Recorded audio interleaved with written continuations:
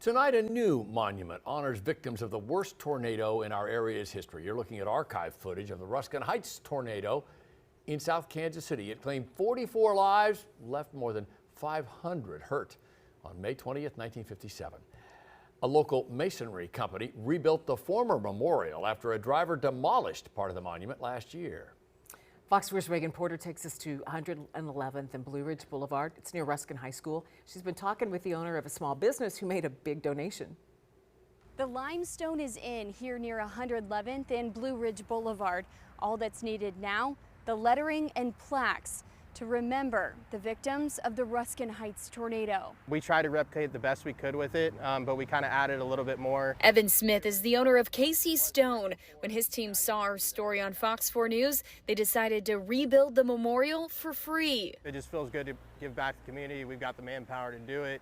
We've obviously got the beautiful stone, and it's local here to Kansas City as well, so it kind of all worked out. This is what the memorial used to look like. It's dedicated to the 44 people who died the day a tornado tore through the Ruskin Heights neighborhood in 1957.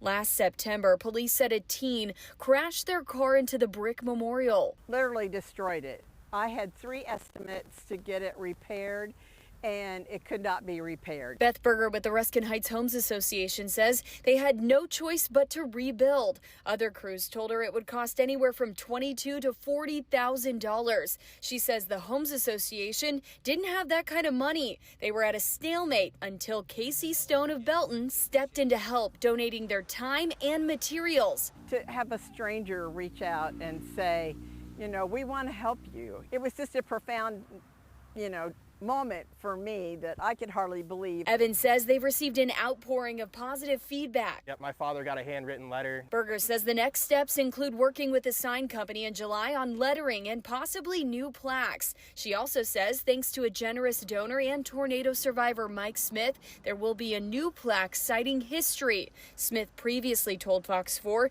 this was the first time the Weather Bureau ever issued a tornado warning as we would define it today. His plaque will say something to the effect that this tornado that tore up our community changed the way tornadoes are reported. Beth says they're having a rededication ceremony on October 18th. Reagan Porter, Fox 4, working for you.